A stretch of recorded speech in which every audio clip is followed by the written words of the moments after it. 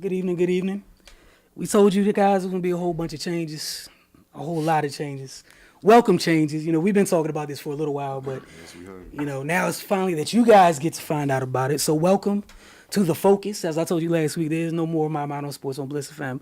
There's still My Mind on Sports, of course, just not on Bliss FM. This is now the focus on Bliss FM.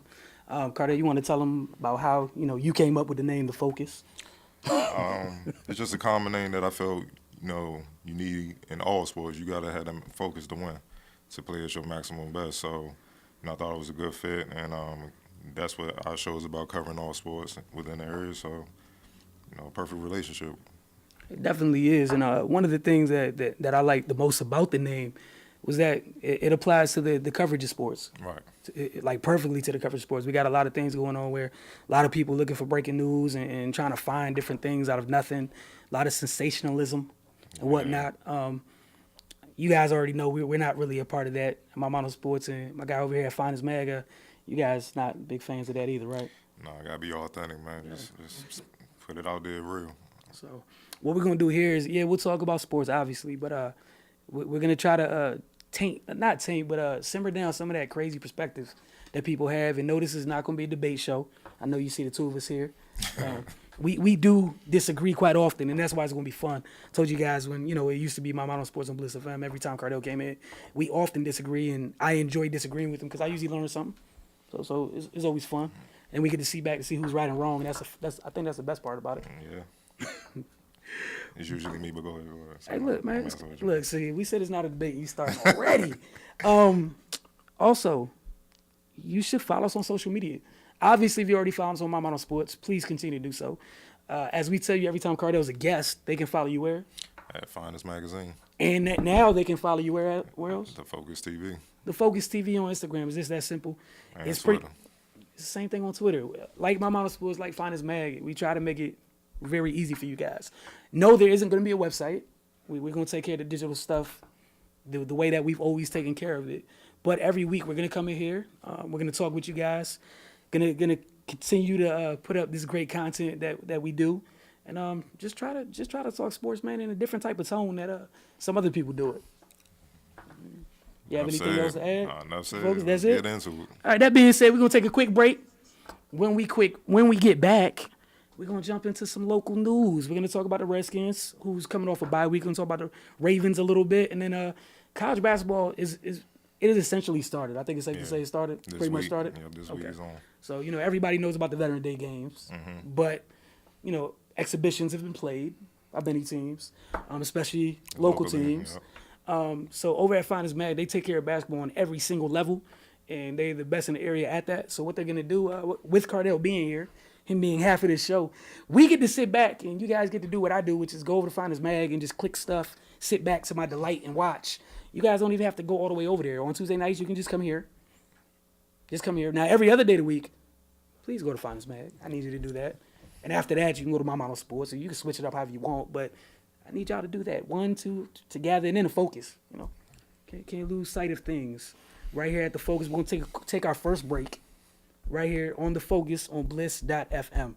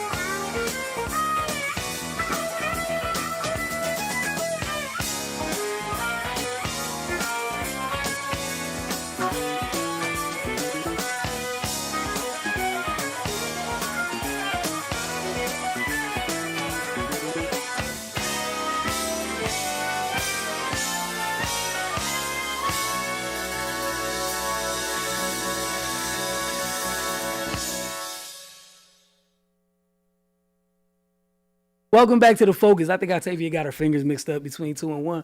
But y'all gonna see that on Instagram during the next break. I'm gonna try to be mature at the moment. But there was definitely a miscommunication or some type of, was that like a steal home? Was the hit and run on? Oh, you can't respond. You can respond in the next segment. This is so great. This is so great. As we promised, we're gonna take a quick look at some of the local action in sports, whether it be professional, collegiate, and there are times we're gonna talk about high school too, because we got all things basketball in the building on an everyday basis. So today we're gonna take a look at the Ravens. Redskins, you guys had a bye week, so congratulations. You come out the bye week. I believe you're playing Minnesota this week. We'll have someone talking more. We'll have our guy Jamal talking about that more on mymonosports.com. You guys already know where to go for that. He's been doing a great job with Redskins content. So I'm not going to talk about it at all because that's what Jamal's there for. And I don't want him to waste his time writing. For a Baltimore standpoint, big win for Baltimore. They beat their, I guess, arch nemesis. Can we say that with the Steelers? Yeah. Rivals, your enemies. 21-14, so it was a good win. Joe Flacco was 18 for 30, 241 yards. You know, they fired the offensive coordinator like a few weeks ago for I feel like the second straight season or the second time in 3 years where the Ravens fire offensive coordinator midseason. And the last time it happened, things got better offensively.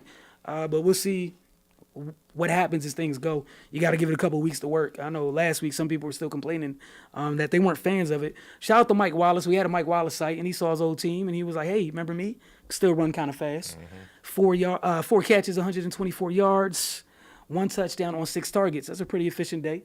Got thrown there 6 times, 4 catches, $124.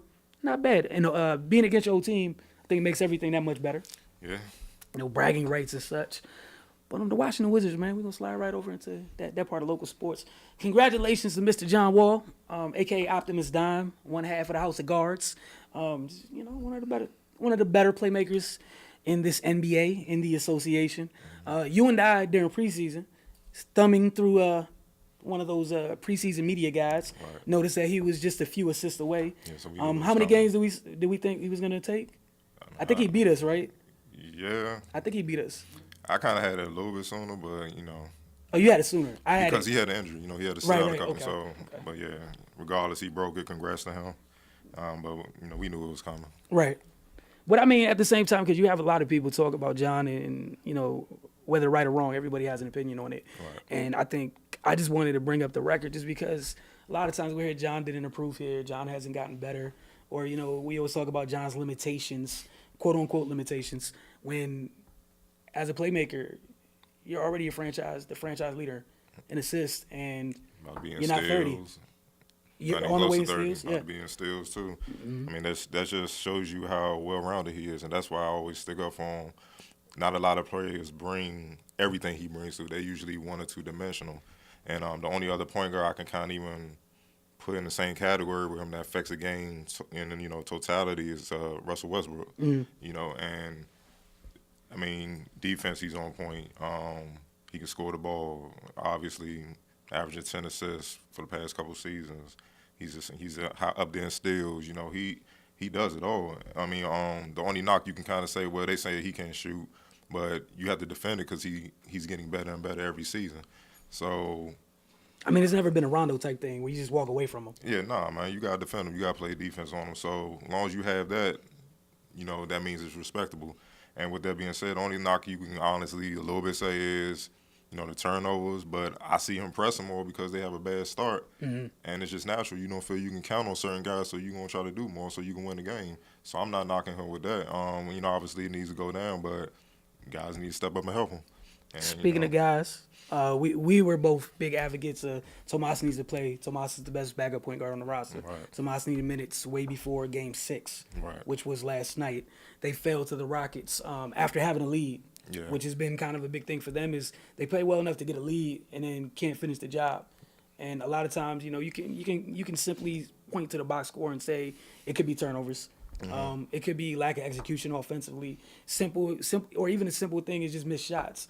But at least for me personally, I think one of the things is I think they will get better the more Tomas is on the court. Even getting mixed in with the starters, and especially with the second unit, he provides a calming influence. Prior to him getting his minutes, the second unit was very erratic. I mean, that's his main talent. He makes guys better. and he's not afraid to defend, and he kind of has a competitiveness that remind me of, Ginobili when he first came in. A lot of people ain't know who he was till he dunked on a few cats, and Right. they're like, that's the kind of flair I see with him. As he get more comfortable with guys, I can see him having the same type of impact. So, we since preseason, like you said, we've been advocates. He should have been getting minutes. I'm not gonna get on that with Brooks. You know what I'm saying? But now that he's in, you see the difference. They're actually in games. Now they just have to close them, and that's more to me defense because. James Harden, obviously, he's a dog. He's a problem. They He did a made pretty some good tough job shots. on him for a while. But, when you're making shots on when Wall's draped over you, that's a tough shot. You shake his hand. But when he's splitting double teams and no one's there to block the shot, that's defense, not rotating. So those are little things they have to clean up. They want to win. Otherwise, the slag going to happen. And with the Celtics and, LeBron coming to town, they need to get it together quick. I was going to get ugly. Another thing that we both talked about was I remember we were in preseason one of the games talking about how the roster was going to form out. And we found out who made the final 15, 13 or 15, whatever the roster was. And one of the biggest things we looked at, again, advocates for Johnny O'Bryant needing another athletic or just it couldn't hurt when looking at the type of bigs that they had on the team. It felt that you definitely could use another athletic one. Yeah, he's kind of raw, but when you're just talking about the rim protection and be able to slide over to impact that part of the game, especially you just mentioned Harden splitting the double. You split the trap or split the double, and no one's there to protect the rim, or the rim protector's slow, or he's just a Euro step away from a finish, versus it being somebody where you pause, you hesitate, then the guards are able to come back down, and now that person's trapped in the paint. None of that's happening. You need athleticism down there. We all know that. It's more than just having bigs. They got to be bigs that has good timing with blocking shots and they can jump. Gortat, people don't know he's averaging about 12 boards a game. People don't even know that. He's doing what he has to do, but he's not a leaper. He's not a shot blocker, and he's older. So, if he get in foul trouble or whatnot, who's going to step up and help, coming off the bench? And that's people dismiss Ian Mahimi, but obviously they need him. He's huge right now, now that he's not in. Because you see the glaring weakness where he can fill that void and help them win games. So, they got to figure out something. And the thing is, you can watch the games and know the rest of the league knows coming in. There is no rim protection. That's just drive. Because it wasn't just Harden. It was DeRozan. It was plenty of guys. It's been every night. It's been somebody else. The other thing is, obviously, and we're not going to talk about anybody specifically, but just talking about some of the other youngsters playing since Tomas is getting minutes. We're talking about what could help. That could be the thing. We're talking about defensive lapses and sometimes the defensive intensity not being where it needs to be. Brad said something to that effect about, if you don't want to do those things, and I'm paraphrasing, I don't remember the exact quote, but you can go to Find This Mag on IG to have the exact quote there. Again, paraphrasing that, if you're in the game and you don't want to do what needs to be done, somebody else is ready to do it. It might be time for those little kids to get in there. Yeah. Some of the McClellans. It just might be time. They need to get out there because they've tried the other way so far. And it hasn't worked. It's 1-5. And as you say, you can't go 1-7 right now. No, it's you not can't. a good look. That's going to be bad, real bad. And, Bill, in his own way, was basically saying that, don't blame the coach on this. It's us. And I respect that because, to me, too often across the league, they blame coaches. I'm like, no, these players are getting paid a lot of money. They played a lot of high-level basketball. It's certain things they should know automatically that they need to do. And the coach shouldn't have to get on you for staying in front of your man or rotating or communicating, talking on defense, diving for the loose ball, sacrificing getting that rebound. Those are little things that help you win, and those are the little things that's costing the Wizards W's. Very, very well said, sir. Moving on to college. Okay. Gonna ask you first. You cover a whole lot of college basketball, man. So I guess today the level we're gonna start at. We're gonna start with PG today. Maryland JUCO. Definitely try to give them a lot of shine. I'm an alumni, so I know how under covered it is and whatnot. So and people seem to kind of poo-poo on JUCOs a lot for no reason, don't know anything about it until they make it to the league and kill people. But that's a whole nother subject. But I saw PG's home opener. They have a new coach, Brian Johnson, who's real cool, great guy, and he actually came from the D1 level, I believe Coppin State. So he's already provided a lot of structure and discipline with them, and you saw it off the break. They pretty much jumped on the team from break. They trapped them, they pressed them from the get go, and the team just couldn't handle it. And they beat them, pretty thoroughly, 75-50. obviously, as a coach, they're going to say they had some things to clean up, and Of actually so. But course. for the first game, out the gate with a lot of first-time players, a lot of freshmen, they put on a good performance in front of their home crowd. I call them Johnson and Johnson. They're two guards. They shine. Michael Johnson, he came out, had 15 points, hitting a bunch of threes. He even hit a Steph Curry-esque three from half court. Oh, wow, It's in the highlight. Then, Jalen Johnson, the point guard, he came in, he ran the show, kept everybody composed, even when Thaddeus Stevens made a run in the first half to take a 1-point lead after they jumped on him 10-0. He calmed them down, got them back in the flow, and there was no looking back. And then he had about 11 points himself and 6 assists. So that's what, he spread the ball around. They actually have a couple of bigs you need to keep an eye on, like Jerry Stedman and Motaz Ashgar. They're both about 6'6", 6'7" bigs. They can play. They can do it inside and out. And I can see him doing a lot of damage in the Maryland Jugo ranks. All right, so you heard Cardell's breakdown of it, but as always, we told you guys he's there. This guy's always in the gym somewhere. So we're going to take a quick look at video from this game from PG and Thaddeus Stevens College Thaddeus out of Pennsylvania. Stevens out of Pennsylvania. And that's coming up right here. You seen it maybe for the first time right here on the Focus.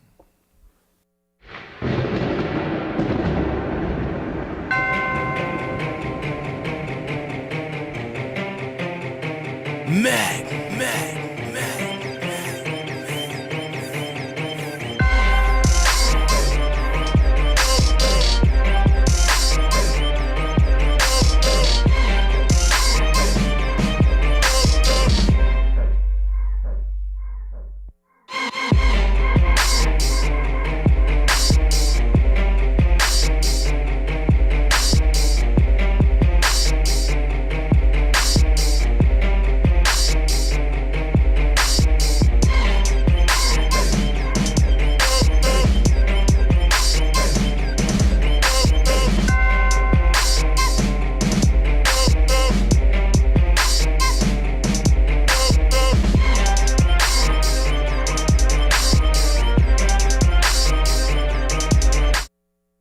So the first thing I want to say, music on the video was better than the music we had during our first break.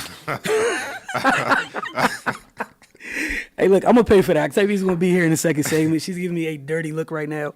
And that's the other thing. Now that the video is on all the time, y'all going to see these horrible looks that she gives me. And all I try to do is just be a great friend. I love the fact that you can't say anything right now. But moving on, all right, man. So GW. You're not only do you just do the men's over there, you cover the women's too. Exactly. And it's been for what, this year 2 or year 3? Year 3. Year 3 of covering both. Mm-hmm. Okay, so what's going on with GW this year? Well, for those that don't follow them on a regular basis. On the men's side, obviously, I'm pretty sure a lot of people in the basketball community heard about the transition. They got a new head coach, Maurice Joseph, who's an assistant, been there for about 6 years. Another great guy. Definitely knows his stuff. He's a former player out of Michigan State, Izzo.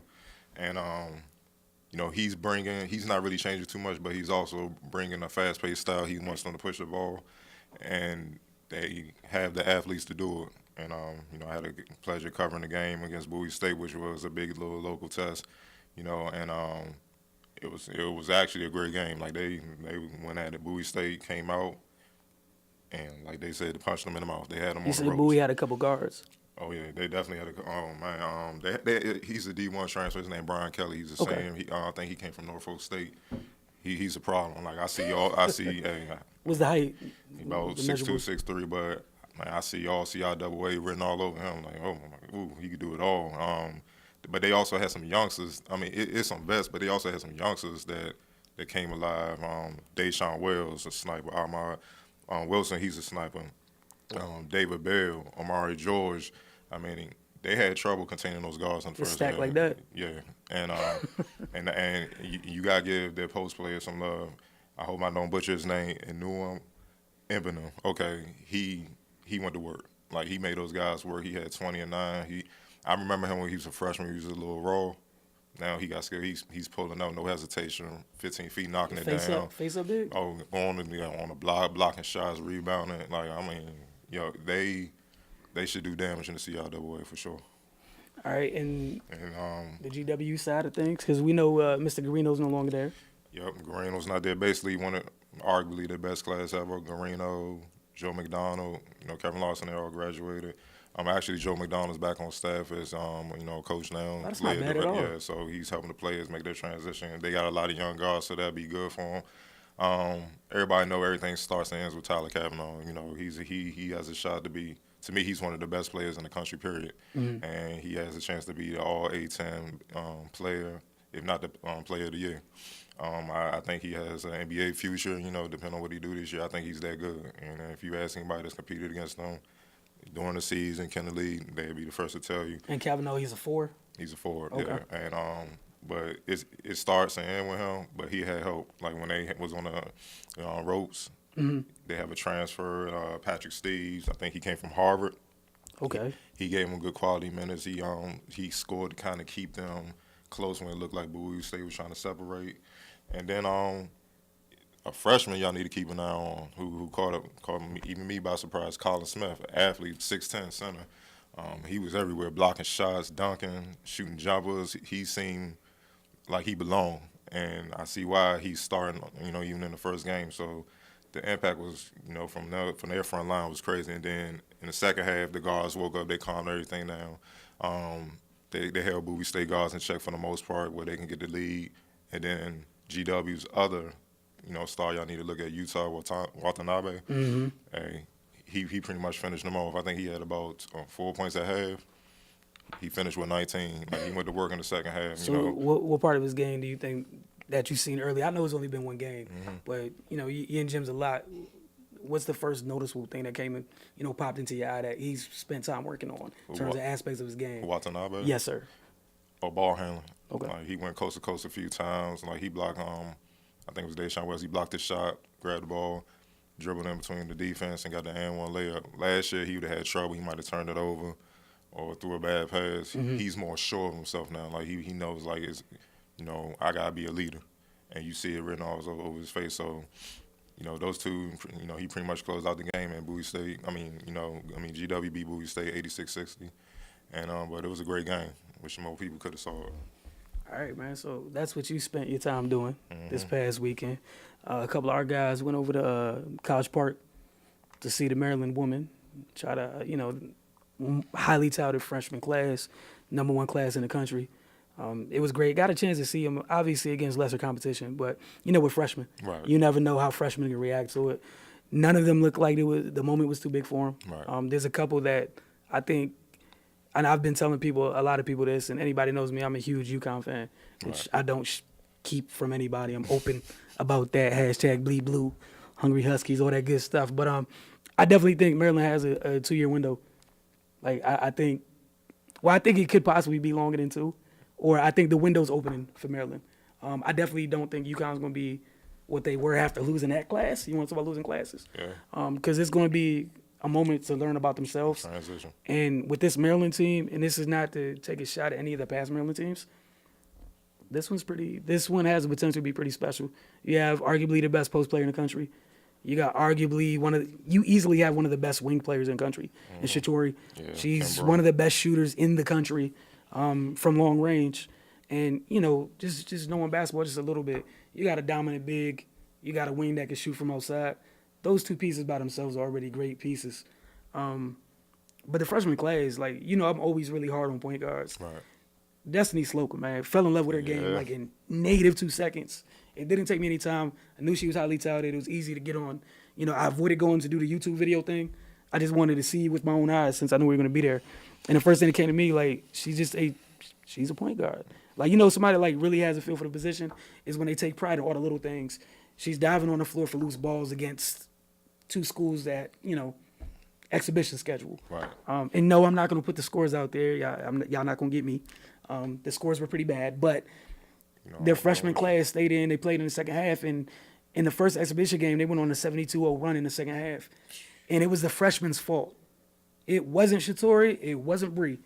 It was the little kids' fault. The little kids refused to give an inch to a team where it was so bad Maryland fans were rooting for the other team to get a basket. They better not And the little kids give did an not inch. want to give an inch of any ground at all.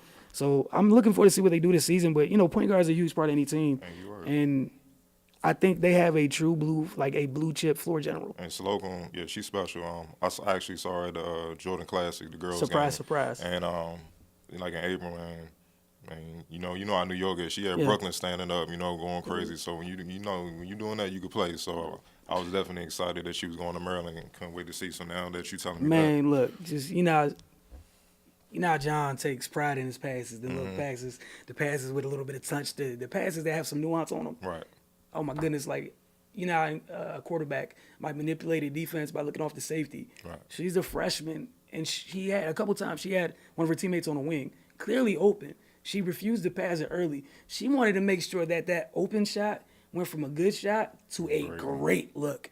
She moved the defense even further over to the right, as if she was about to tag, moving with her eyes, looking at the big, knowing that her teammate was there the whole time.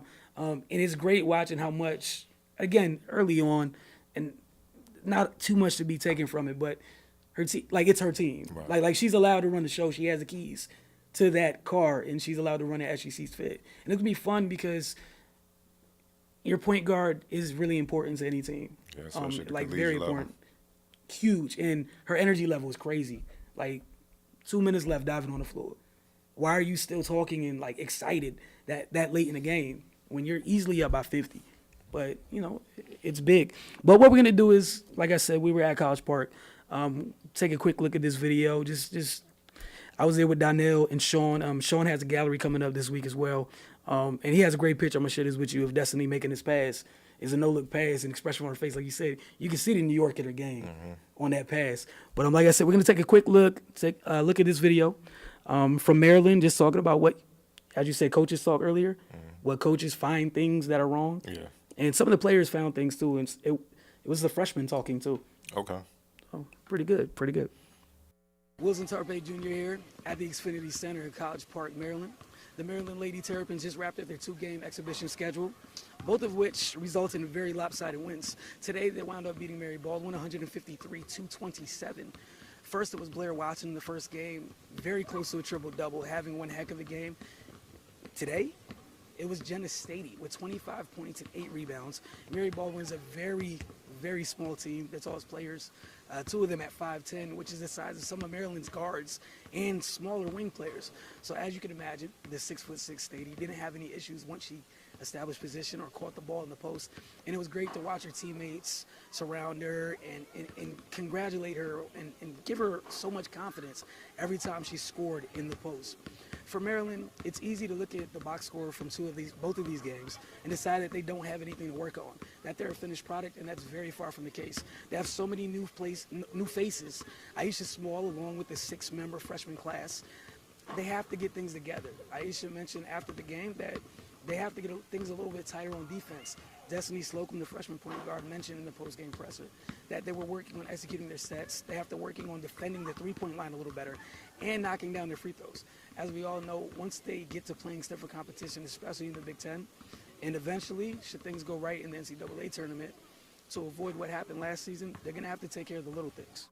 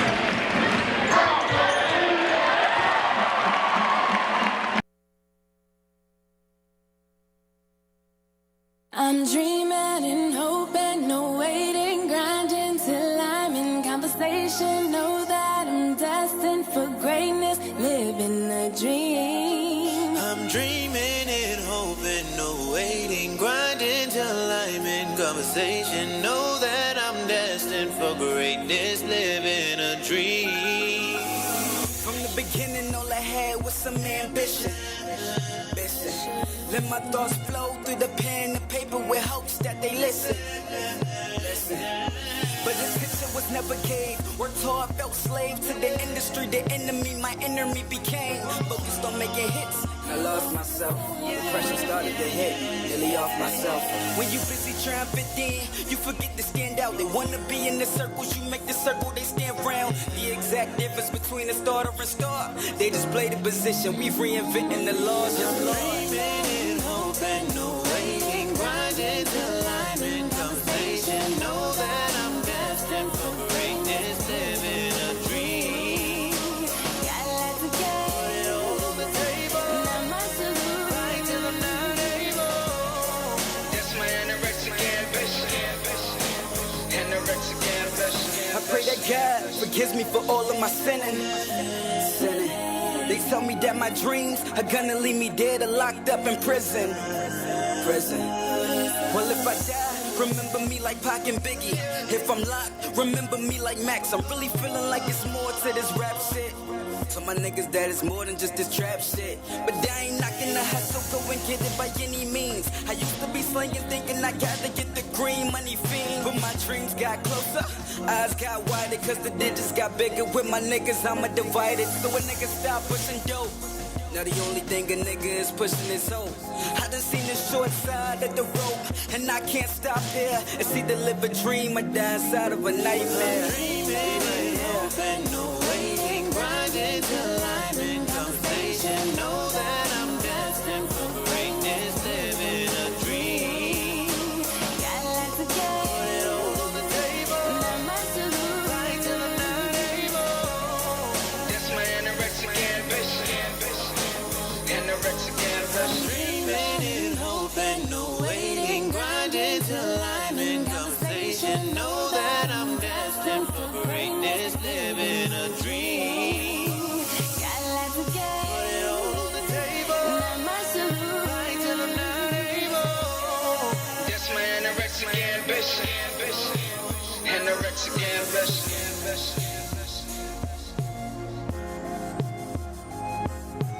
Got a lot to gain, Put it all on the table, not much to lose. fight till I'm not able.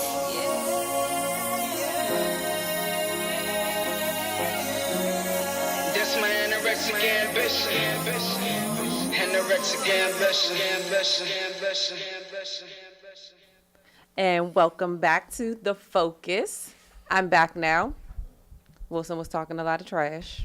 Uh-oh. So y'all know I had to get him. Uh-oh. And he knows exactly why I played the song I played. So I apologize in advance. But thank you for, tuning back in. So we're definitely going to get into everything else that's going on in the sports world because it's always stuff going on. So, of course, we have to start with the NFL. So, of course, why not start with the one team that, we knew were coming up and we knew that they would be good, but would they be this good? Let's start with the Raiders. The Raiders are out there just embarrassing people. They got their punter dancing all over the place. Hey, look, we got two resident Bronco fans. That's why Cardell looking down. We got Chris back here looking down. But swaggiest punter ever. Ever. I watched the Ever. game. You guys just wait. Ever. Don't you? Cardell, you want to comment or you want us to show the clip I of him got a lot dancing to first? say. I got a lot Now, to say. that's what I'm saying. Do you want to see him dance one more time? Go Or you ahead, want get to the say what you dance out got the to say? way. Go get the dance out All the way, right. man. Without further ado, we're going to watch Marquette King, you know what I'm saying, get his boogie on, mount the horse, ride it off the field, A couple hit all times. Von Miller's greatest. Okay. Coming up. Marquette King ready to punt his second of the night.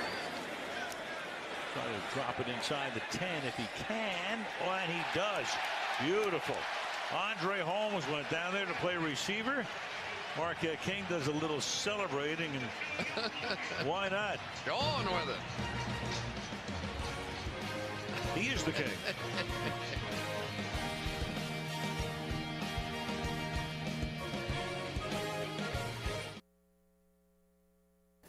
Yeah, swaggiest punter ever. Ever.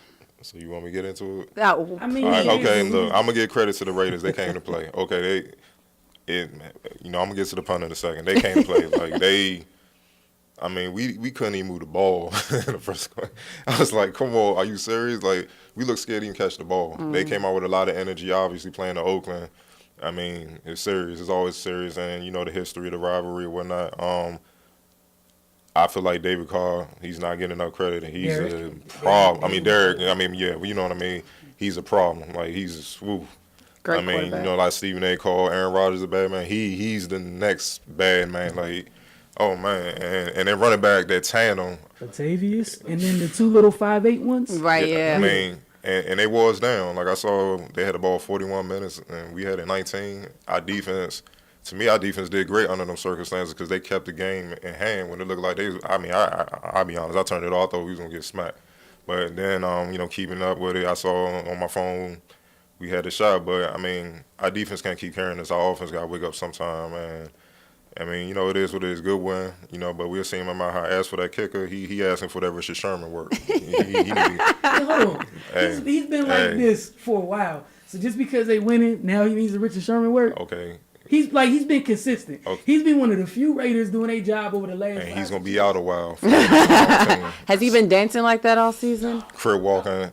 He never does. Yeah, I ain't because we just saw it. Where is it? Where? When you Let's go turn to the Raiders tape. Where? Exactly. So now he want to be gassed up, but it's all good. Like he's It's been okay. dancing. All punters and kickers dance. He just happens to be one in the league with rhythm that knows all the latest Just moves. know we had some dudes that love to hit ass Cam. So we gonna put him on the line. Then when you see he ain't gonna be dancing, he rolling around. Just know why. So they might as well just bring a backup punter with them. And if I'm Kubiak, I'm like, I don't know. I act stupid. I don't know what All right, since y'all brought up the Richard Sherman thing, man, just real quick, we're going to keep it real simple because I think everybody in sports already blew this, you know, went too far with it already. So dirty play or not? Like, it's dirty or not? That's it, and we're going to move on. I won't say it was dirty. I don't think he maliciously did it. I just think he's like that type of player that he tries to go all out all the time. I don't think that he purposely did that. But, I mean, he has to take responsibility for it. You know, the way that it looked, it could have really injured the kicker. So he needs to take responsibility for it. I won't say that it was, like, premeditated or anything like that. You know, I just think that it happened. He claims he didn't hear the whistle. You know, it happens. But I think he needs to take, you know, responsibility for it. And then, of course, the whole media and memes going back and forth and videos between it was Carpenter's wife and him going back and forth, and, you know, the Bills tweeting out what the actual definition of unnecessary roughness is and showing the picture and everything. And, of course, the league coming out saying that he should have been penalized. He wasn't, you know, they're looking into it, of course, but it's done now. It's nothing they can pretty much do about it. Game's over. They lost. They won. But I don't think it was a malicious, dirty play, but I definitely think he, you know, could have did something different. Cardell, who's already trying to send the goons out for my man. Oh, you gonna get that work, believe me, trust me. Hit him like Sean Taylor hit that kick in the Pro Bowl. Yeah, he in that work. I'm simply going to say, Yikes. like, he's a former wide receiver. I doubt he's just going to sit there and not have his head on the swivel. Okay. That's true. He might try to lower his shoulder. And, Yeah. Nah, he just might just avoid the hit. Go ahead. Okay. To the Sherman thing. Yeah, nah, yeah.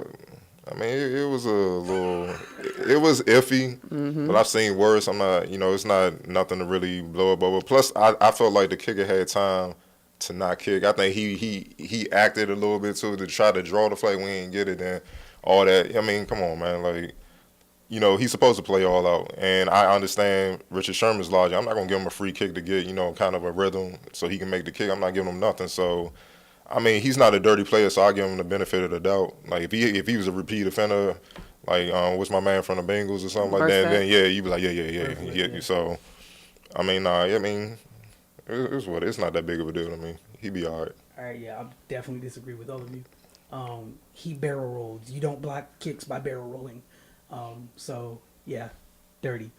Continue on that. He'd be all And right. I'm not saying he's a dirty player. I'm you're just right. saying, You're like, right. That's what I mean. You Like, barrel rolled, bruh. You didn't stick out your condor-like wingspan with your hands flat out. You barrel rolled. But hey, like I said, keep it short. We're going to keep it moving. What's next, Miss Wyatt? well, I really don't want to talk about this next team, but I guess I have to. Yes, you do. I do. The Cowboys are 7-1. Oh, God. You know, it hurts my heart to say it, but we must remember it's not December yet. You know how they go in December. But They are 7-1, so you have to give credit where credit is due. You know, I'm not that much of a petty person to kind of not give them their props. You know, the Cowboys are playing well on all cylinders. You know, their defense is holding up. Of course, the rookies are holding their own. Dak is ridiculous. It's like, it kind of goes back to, you know, when the season first started and, you know, they were comparing the rookie quarterbacks, of course, Carson and Dak, and, of course, they were holding up, but at the same time, it's like, you know, when is it going to change as far as is he going to have a setback or anything like that? Because it doesn't look like it at all. And of course, you know, with the best O-line in the league, you know, it's going to be a lot easier for him. Not saying that that's the main reason why, because, you know, he, like I said, he's doing his thing, you know, but, you know, and then Zeke is running all over the place, just like it's like he can't be stopped really, and it's kind of crazy, especially because he's a rookie. You know, yeah, a lot of times in the league, you know, they're looking to send a message to the rookies, and it doesn't seem like he's got that message yet. Yeah, it doesn't seem like he's gotten that message yet. So I feel like the only thing that can really have them take a step back is this whole quarterback controversy to figure out if Romo's going to start playing or if they're going to leave Dak in. You know, for my own petty reasons, I would love Romo to come back. But, you know, if they're smart, they'll leave Dak in. You know, let them ride out. Let them see what happens. You know, if something comes up, you have a veteran quarterback to kind of come in and kind of clean it up and stuff like that. So if the Cowboys are smart, they'll leave him. But, you know, they got Jerry Jones, so you never know. Cardell, your thoughts on the 7-1 Dallas Cowboys? I don't. America's team. I know. I hated to do it, or you too. can choose no comment. Like, that is also. No, I got a lot to say because I'm tired of these Cowboys fans messing with me, man. And look. How y'all gonna talk trash? Y'all having 1-0 since we were elementary school. Like, calm down, like, chill. Okay, they 7-1. I give them credit. I like that. I like the fact that, you know, every little challenge just came out, even when his owner didn't even endorse him at first. He still came out and performed. And to the point, Jerry Jones has to shut up because he can't medal right now until Dak loses. So right now they're on fire. I can't. As far as the team, I can't throw no negativity. It's their fans. I just can't stand. That's fair. Yeah, that sounds about right. Yeah, it's the fans. They get on my nerves. It's 7-1. It's a lot of season left. And I'm really praying that Romo does take his job so it can go right down the hill. I'm telling you, December is coming. That's where everybody at. Y'all just don't want Dak to, like, keep it going. No, I want Dak to. I just want to shut the fans up because every year, I just want to get that done. I mean, just for the sake that I would like to kind of maybe get to the playoffs, my team. so you're coming for totally personal reasons. Yeah, petty. You can't help it. Matt Jones is no longer this Redskins starting running back. Shout out to Robert Kelly, which a lot of Redskins fans, like in Redskins Twitter, some people are like, this should have been like this all year. Hey, change has been made. Mm-hmm. I think it was made. I think it was a good choice. You know, they're both kind of similar, slightly, but you know, the biggest thing is you can't turn the ball over. Exactly. You know, those turnovers are going to kill you, especially, you know, in the Detroit game where he fumbled right at the goal line. So it's like you can only give somebody so much room to kind of have, you know, issues like that. So the number one thing they always tell you is protect the ball. So, like, it don't matter how far you run. If you run all the way down there and drop the ball, it was pointless. So, you know, they're going with the safe bet. And then as far as, you know, he's a safe bet as far as not fumbling, of course. But, you know, he's still a top-tier, you know, kind of running back for them, you know, to kind of make sure that they still have a good running game. So I think it was a no-brainer for real. And, you know, Gruden is saying that, you know, it can change at any time. You know, Matt Jones can still work his way back into the rotation. But as of right now, everything runs through Kelly. All right, Cardell? I mean, I agree. I actually think, to piggyback off her, the fumbles, that's what killed him. If he'd held onto the ball, he would have had his spot. Yeah, but I actually think Kelly's a little bit more shifty. A lot of times, Jones, he run into the pile, and that's it. But Kelly, he'll hit the pile, shift and bounce it to the outside, get an extra couple yards, and he run like they run hard, but he runs like Gruden said he's gonna cut him. And, you know, at the end of the game, that's his last game. Like he runs hard, and you saw that in London. I was like, geez, you know. So, he earned it, but it's up to him to keep it.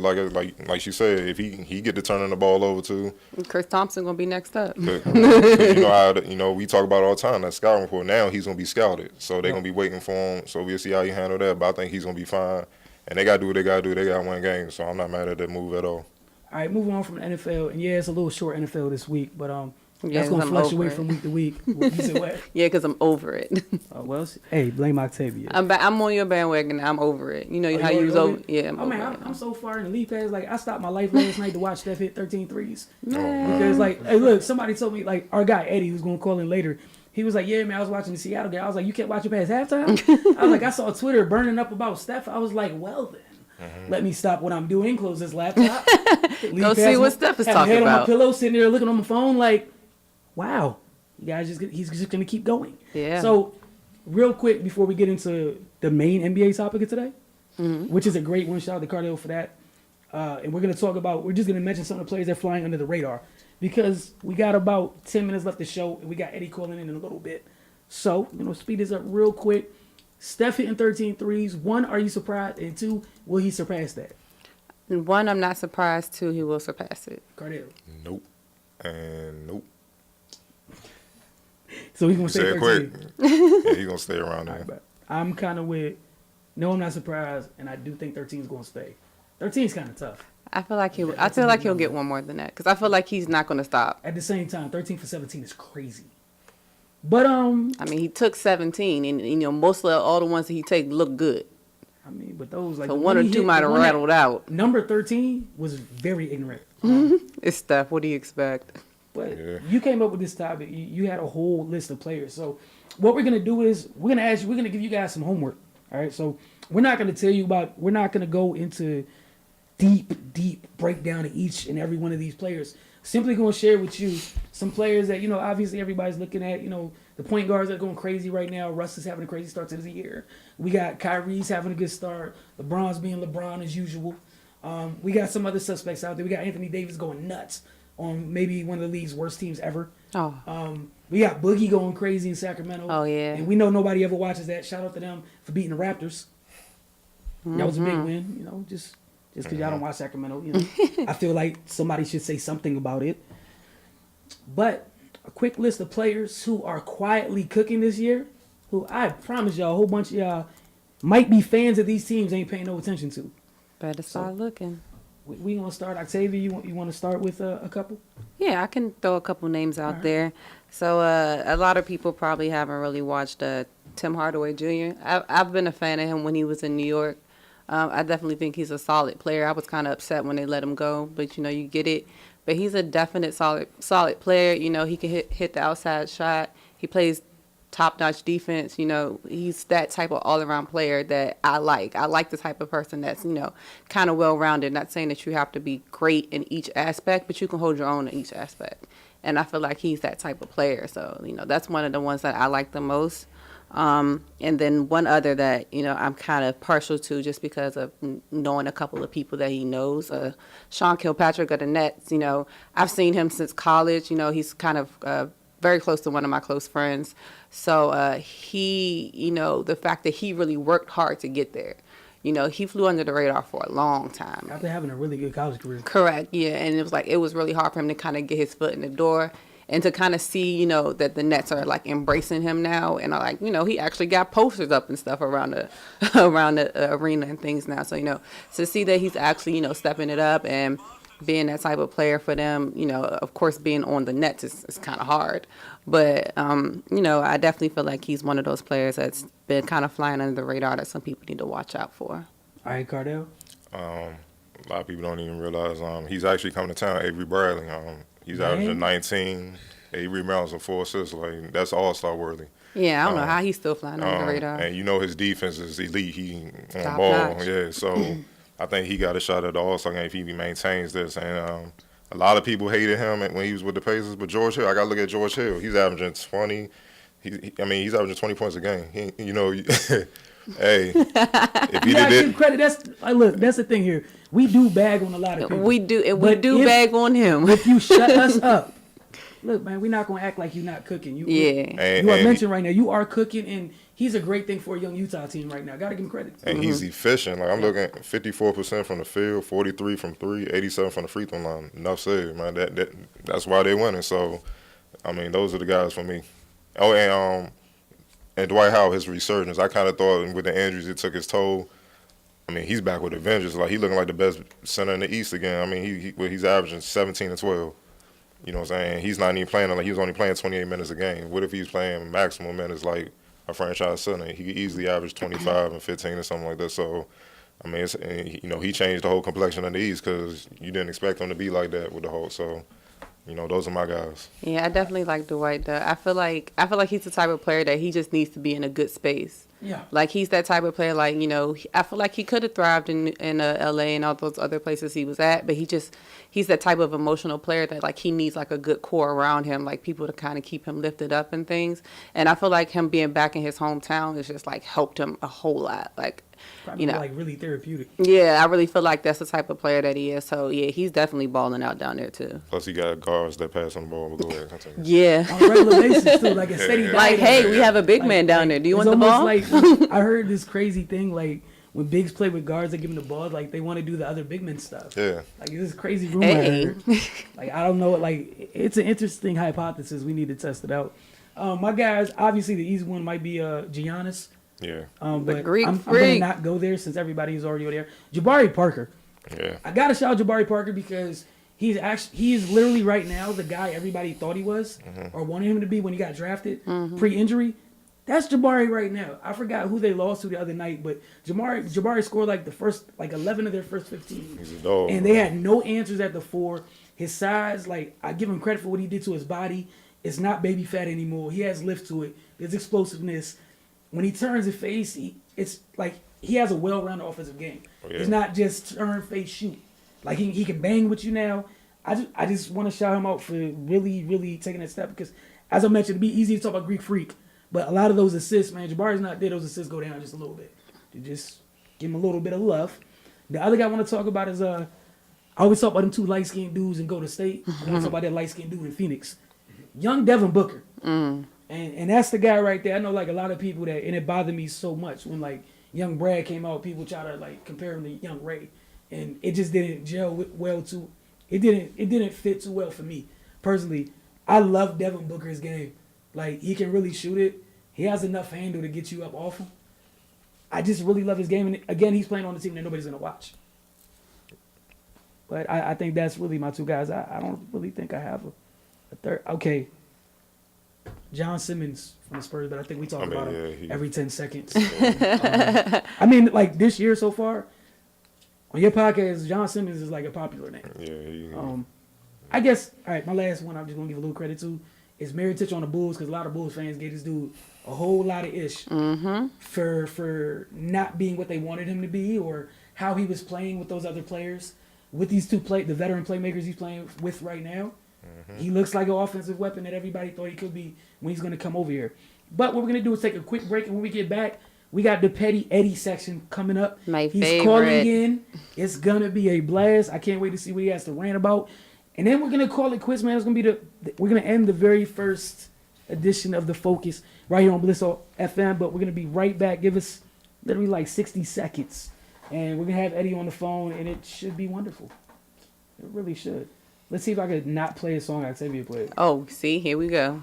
Oh, my bad. I'm sorry. You're still here. Here we are. Hey, the world is ours.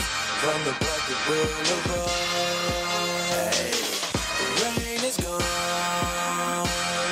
The rain is gone. Hey, the rain is gone. From the bucket boulevard. Cherry on the hood. The rain is gone. Fury. Look. The rain. Unexpected is king, but I'm taking the throne. Irreplaceable things, so it's just higher I go. Messed up memories of the struggle, but I'm out of it. And all the goals now made my struggle so irrelevant.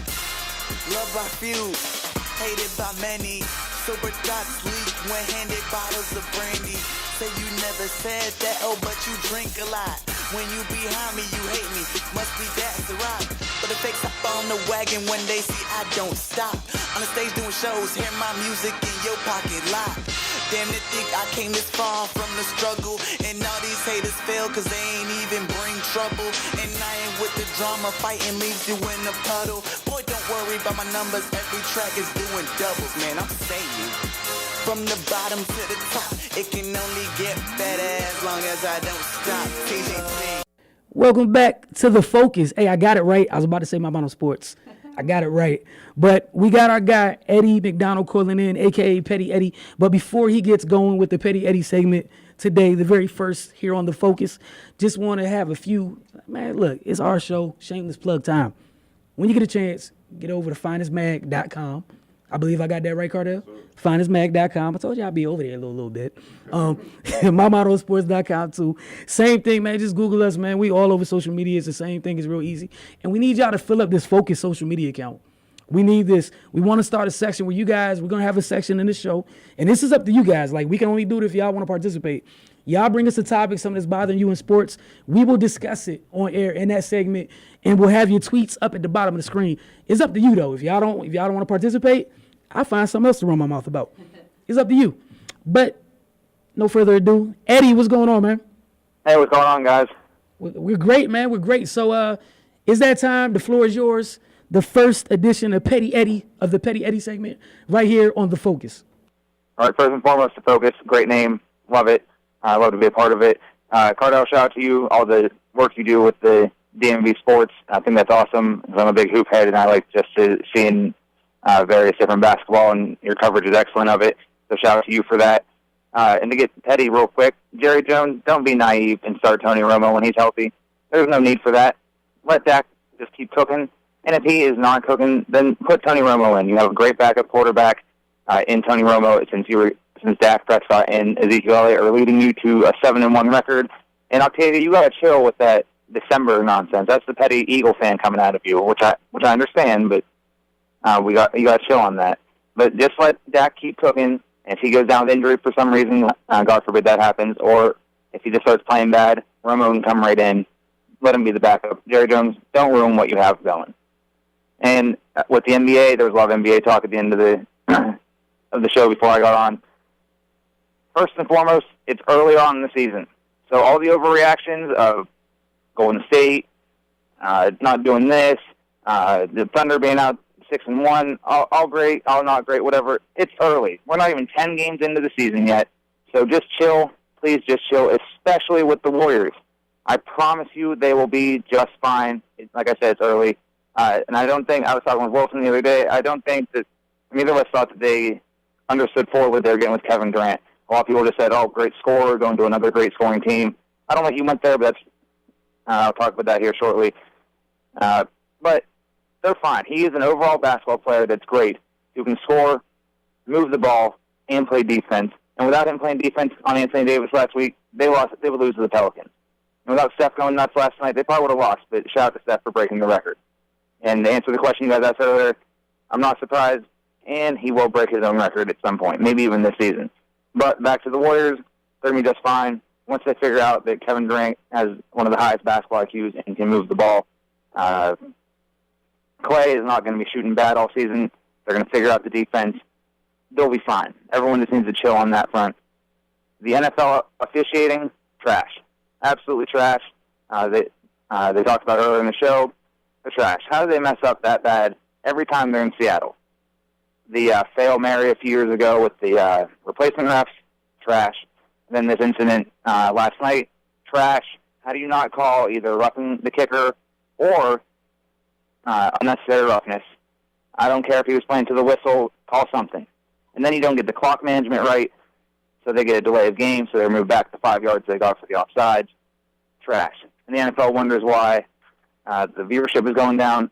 The officiating has to do with it. A lot of games have been decided because of the officials, and that is not right. Not saying last night was, but it certainly did help in the favor of Seattle, which they always seem to get that home cooking.